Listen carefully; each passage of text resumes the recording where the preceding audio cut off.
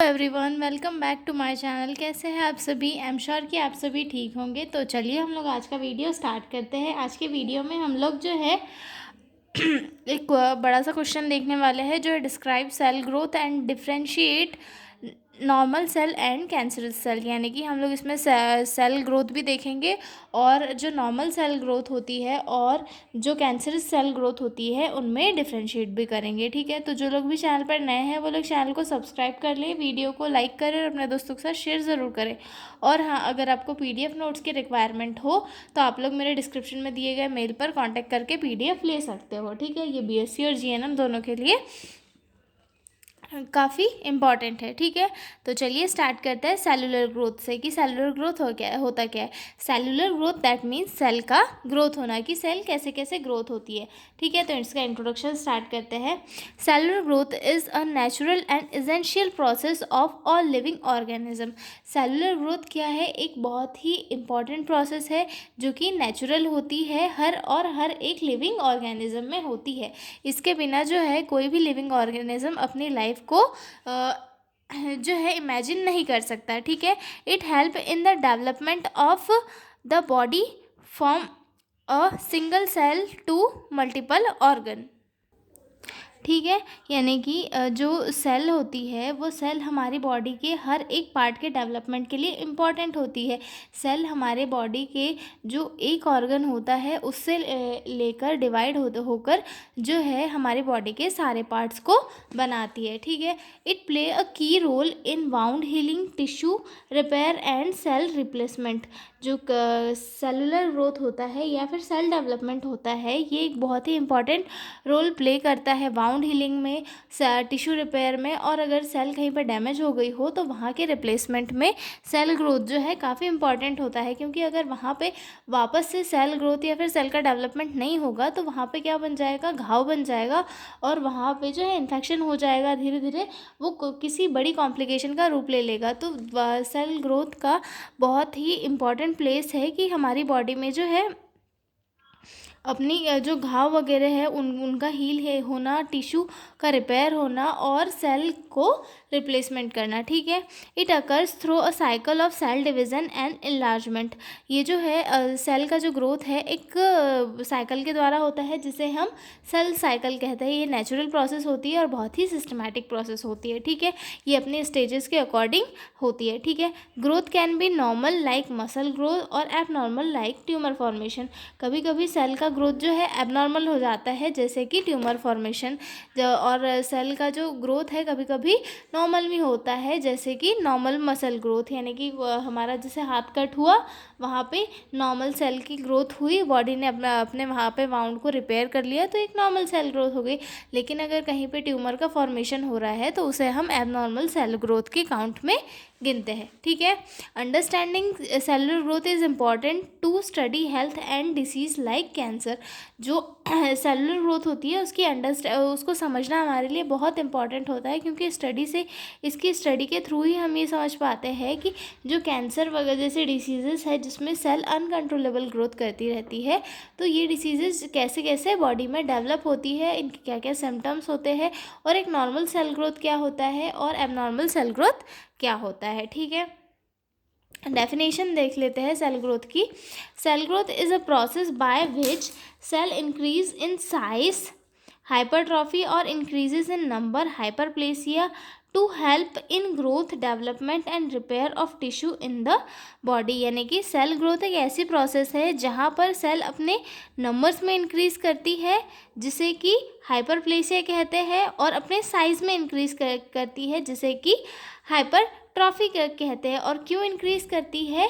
To develop growth and repair tissue of the body. यानी कि growth को develop करने के लिए और हमारे बॉडी के जो टिश्यूज़ है उन्हें रिपेयर करने के लिए। ठीक है, यानी कि सेल ग्रोथ एक ऐसी प्रोसेस होती है जिसमें सेल अपनी संख्या में बढ़ती है, साइज़ में बढ़ती है, ताकि वो हमारे बॉडी में जो है ग्रोथ कर सके, हमारी बॉडी को डेवलप कर सके, और जो हमारी बॉडी के टिश्यूज़ हैं उन्हें रिपेयर कर सके। ठीक है, आई एम श्योर कि आपको इसकी डेफिनेशन समझ में आ गई होगी। आगे चलते हैं हम लोग टाइप्स ऑफ सेलुलर ग्रोथ पे। ठीक है, है। तो सेलुलर ग्रोथ कितना टाइप का होता है, तो सेलुलर ग्रोथ जो है टोटल 5 टाइप का होता है। 2 तो हमने डेफिनेशन में पढ़े थे, एक हाइपरप्लेसिया पढ़ा था और हाइपरट्रॉफी पढ़ा था। उसके बाद एक एट्रोफी भी होता है, उसके बाद मेटाप्लेसिया भी होता है और नियोप्लेसिया भी होता है। इन्हें हम डिटेल में देखते हैं, ठीक है। टाइप ऑफ सेलुलर ग्रोथ, जिसमें फर्स्ट देखते हैं हाइपरप्लेसिया। हाइपरप्लेसिया क्या होता है, हाइपरप्लेसिया दैट मीन्स कि सेल्स जो है अपने नंबर में इंक्रीज होती है, ठीक है। Hyperplasia is the increase in the number of cells के नंबर में इंक्रीमेंट होना। For example during pregnancy the uterus increase in the size due to more muscle sales.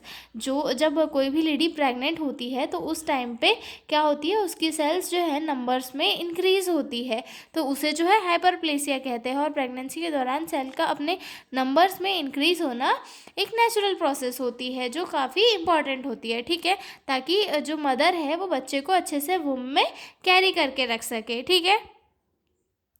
उसके बाद देखते हैं सेकंड टाइप, जिसको बोलते हैं हाइपरट्रॉफी। हाइपरट्रॉफी दैट मीन्स कि साइज़ जो है अपने सेल जो है अपने साइज़ में इंक्रीज़ हो रही है। For example muscle become bigger due to exercise. जैसे कि कोई पर्सन जो है जिम वगैरह जाता है, एक्सरसाइज वगैरह करते हैं, तो उनकी जो मसल्स है वो थोड़ी थोड़ी थिक हो जाती है, थोड़ा उनका साइज़ बढ़ जाता है, तो इसे क्या कहते हैं, हाइपरट्रॉफी कहते हैं, ठीक है। अब उसके बाद आता है एट्रोफी। एट्रोफी यानी कि सेल का अपोजिट ग्रोथ होना। डिक्रीज इन सेल साइज और नंबर, यानी कि सेल की साइज और ग्रोथ का कम होना एट्रोफी कहलाता है। Happens when tissues are not used और ब्लड सप्लाई इज रेड्यूस। मतलब ये कब होता है, जब किसी पर्टिकुलर एरिया में ब्लड का सप्लाई कम हो जाता है, वहाँ पे ब्लड नहीं पहुँच पाता, जिसकी वजह से वहाँ की जो सेल्स रहती है उनकी संख्या कम हो जाती है या उनका साइज़ जो है कम हो जाता है, ठीक है। उसके बाद आता है मेटाप्लेसिया पे। मेटाप्लेसिया में क्या क्या होता है, one type of cell change into another type, adaptive growth. इसे जो है अडेप्टिव ग्रोथ भी कहते हैं, यानी कि किसी रीज़न की वजह से जो सेल है वो अपने टाइप को दूसरे टाइप में कन्वर्ट कर देती है। For example smokers the lung cells में change type to tolerate smoke. मतलब जो स्मोकर्स लोग रहते हैं उनकी सेल्स कभी कभी अपने स्ट्रक्चर में चेंज कर देती है ताकि वो जो है स्मोक से बच सके, ठीक है। उसके बाद आता है नियोप्लासिया। नियोप्लासिया दैट मीन्स कि कैंसर सेल्स है। इसमें क्या होता है, अनकंट्रोल्ड एबनॉर्मल सेल ग्रोथ होता है, जो कि हम ट्यूमर या फिर कैंसर में देख सकते हैं, ठीक है। तो ये था टाइप्स ऑफ सेलुलर ग्रोथ। आगे देखेंगे हम फेजेस ऑफ सेलुलर ग्रोथ की। जो सेलुलर ग्रोथ होती है उसकी क्या क्या फेजेस होती है, ठीक है। Cells grow and divide in a well organized cycle known a cell cycle which has following phases. जो सेल्स होती है, सेल का डिवीज़न एक वेल डिवाइड ऑर्गेनाइज साइकिल में होता है मतलब सेल एक जो है ऑर्गेनाइज साइकिल के थ्रू डिवाइड होती है, ठीक है, जिसकी कुछ फेजेस होती है, हम उसे देखते हैं, ठीक है। तो सबने सेल साइकिल पढ़ी हुई है, मुझे इसे डिटेल में स्टडी करने की ज़रूरत नहीं पड़ेगी क्योंकि आप सभी को जो सेल साइकिल पता होगा, ठीक है। तो इसमें कितनी फेजेस आती है, G1 फेज आती है, S फेज आती है, फिर G2 फेज आती है, M फेज आती है और G0 फेज आ जाती है, ठीक है। G1 फेज यानी कि ग्रोथ फेज। इसमें क्या होता है, सेल अपनी साइज़ में ग्रो करती है और प्रिपेयर होती है और डीएनए रेप्लिकेशन के लिए अपने आप को प्रिपेयर करती है। एस फेज में क्या होता है, इसमें डीएनए का सिंथेसिस होता है, इसे सिंथेसिस फेज भी कहा जाता है। डीएनए रेप्लिकेशन होता है और जेनेटिक मटेरियल जो है इसमें डबल होता है, ठीक है। अब G2 फेज आती है यानी कि ग्रोथ फेज। सेल जो है यहाँ पर भी ग्रोथ करती है और अपने आप को आगे होने वाले डिवीज़न के लिए प्रिपेयर करती है। उसके बाद यहाँ पर आता है एम फेज, जो कि माइटोसिस वाला होता है। यहाँ पर जो है यहाँ पर जो इसकी जो कुछ सब स्टेजेस होती है, जैसे कि प्रोफेज, मेटाफेज, एनाफेज, टीलोफेज, ठीक है। तो इन स्टेजेस के थ्रू जो है सेल का डिवाइड होता है, ठीक है। मतलब उन फेजेस के थ्रू जो सेल्स है वो डॉटर सेल्स में कन्वर्ट होती है, ठीक है। प्रोफेज, मेटाफेज, एनाफेज, टीलोफेज, ठीक है। उसके बाद जो G0 फेज आती है उसे रेस्टिंग फेज कहते हैं। कभी कभी क्या होता है कि सेल्स ना तो इसके लिए जाती है डिवीज़न के लिए, ना ही इसके लिए। वो सिर्फ मतलब एक एक्स्ट्रा में पड़ी रहती है, उनमें ना कोई एक्टिविटी होती है, ना ही वो डिवाइड होती है। बस वो जो है एक जगह पे शांति से पड़ी रहती है, और जब कहीं भी इंजरी वगैरह होती है तो वहाँ पर वो हेल्प करने के लिए चली जाती है, ठीक है। सम सेल्स टेम्परली और permanently stop dividing, for example nerve cells.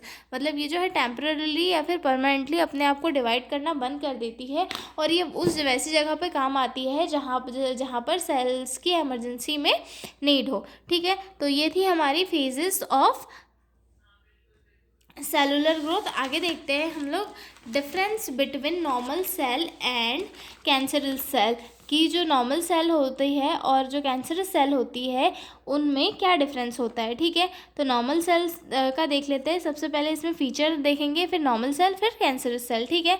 तो नॉर्मल सेल की ग्रोथ कैसे होती है? Grow in a controlled manner. जो नॉर्मल सेल्स होती है वो एक कंट्रोल मैनर में ग्रो करती है, वहीं पर कैंसरस सेल जो होती है वो अनकंट्रोलेबली ग्रोथ करती है, और विथआउट किसी रेगुलेशन वो अपने जो नंबर्स होते हैं और अपना साइज़ होता है उनमें इंक्रीज करते रहती है, ठीक है। उसके बाद सेल डिवीज़न कब होता है नॉर्मल सेल्स में? जब ज़रूरत होती है, when divided only when needed. मतलब जब सेल्स की ज़रूरत होती है तब सेल डिवीज़न होता है। लेकिन कैंसरस सेल में क्या होता है? कैंसरस सेल्स कंटिन्यूसली डिवाइड होती रहती है, जबकि इन्हें ज़रूरत नहीं होने पर भी जो है ये अपने आप में डिवीज़न करती रहती है, ठीक है। अपीयरेंस दैट मीन्स ये वो कैसी दिखती है? तो जो नॉर्मल सेल्स का अपीयरेंस है वो एक यूनिफॉर्म होता है और एक रेगुलर शेप होता है। मतलब उनका एक पर्टिकुलर शेप और क्राइटेरिया होता है कि वो उसी शेप और क्राइटेरिया में रहेगी, जबकि जो कैंसरस सेल है उनका शेप इरेगुलर होता है और साइज़ भी जो है अलग होता है, ठीक है। उसके बाद आता है फंक्शन पे। नॉर्मल सेल्स अपने स्पेसिफिक फंक्शंस को प्रॉपरली परफॉर्म करती है, लेकिन जो कैंसरस सेल्स होती है वो नॉर्मल फंक्शन लॉस कर देती है। मतलब जो नॉर्मल फंक्शनिंग होती है ना तो उन्हें परफॉर्म करती है, और जबकि और उसी के साथ में जो है एबनॉर्मली बिहेव करती है, यानी कि उनके अपनी वर्किंग छोड़ के जो है एबनॉर्मल बिहेव करना स्टार्ट कर देती है, ठीक है।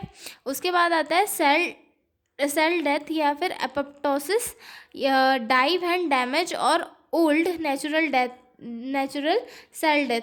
मतलब इनकी डेथ कब होती है नॉर्मल सेल्स की? जब ये डैमेज होती है, या फिर नेचुरल डेथ इनका जो टाइम होता है वो तब कंप्लीट हो जाता है, उसके बाद जो है इनकी डेथ हो जाती है, ठीक है। जबकि कैंसरस सेल्स की जो है डेथ नहीं होती, ये कंटिन्यू एबनॉर्मली तरीके से मतलब जीवित रहती है और अपनी संख्या में ग्रोथ करते रहती है, ठीक है। अगला पॉइंट देखते हैं कॉन्टैक्ट इनहिबिशन। तो कॉन्टैक्ट इनहिबिशन में ये अपने आसपास वाले ऑर्गन से कभी भी नॉर्मल सेल्स ज़्यादा कांटेक्ट नहीं करती। Stop growing when touching other sales. मतलब ये अपने आप को अपने साइज़ को इंक्रीज़ करना बंद कर देती है जब कोई अदर पार्ट से टच होने लग जाती है। मतलब इन्हें पता चल जाता है कि हमारा साइज़ ज़्यादा इंक्रीज़ हो रहा है, अब हमें नहीं बढ़ना है, ये अपने आप को वहीं स्टॉप कर देती है। लेकिन जो कैंसरस सेल होती है वो अपने आप को नहीं रोकती, कंटिन्यूसली ग्रो करते रहती है और दूसरे पार्ट्स में भी जो है इंटर करने लगती है, ठीक है। उसके बाद न्यूक्लियस साइज़ कैसा होता है दोनों में? न्यूक्लियस साइज़ स्मॉल न्यूक्लियस, मतलब नॉर्मल और स्मॉल न्यूक्लियस होता है, ठीक है। और जबकि जो कैंसरस सेल होती है उनका न्यूक्लियस लार्ज होता है, डार्क होता है, ठीक है। उसके बाद आता है स्प्रेड या फिर मेटास्टेसिस, यानी कि जो नॉर्मल सेल्स है वो एक पार्ट से दूसरी पार्ट तक या फिर दूसरे टिश्यूज़ तक स्प्रेड नहीं होती। लेकिन जो कैंसरस सेल है वो अपने आसपास के जो भी टिश्यूज़ हैं उनमें जाके इन्वेड होने लग जाती है और अदर बॉडी पार्ट में भी धीरे धीरे स्प्रेड करने लग जाती है और वहाँ भी अपने अफेक्ट शो करने लगती है, ठीक है। जेनेटिक स्टेबिलिटी कैसी होती है? जेनेटिक स्टेबिलिटी जो नॉर्मल सेल्स होती है उनमें उनका डीएनए जो है स्टेबल होता है, और वहीं पर अगर देखें तो जो कैंसरस सेल होती है उनका डीएनए म्यूटेटेड होता है, अनस्टेबल होता है, ठीक है। आई एम श्योर कि आपको नॉर्मल सेल और कैंसरस सेल समझ में आ गया होगा और सेल ग्रोथ भी समझ में आ गई होगी। तो मिलते हैं हम अगले वीडियो में एक नए क्वेश्चन के साथ। तब तक के लिए बाय बाय।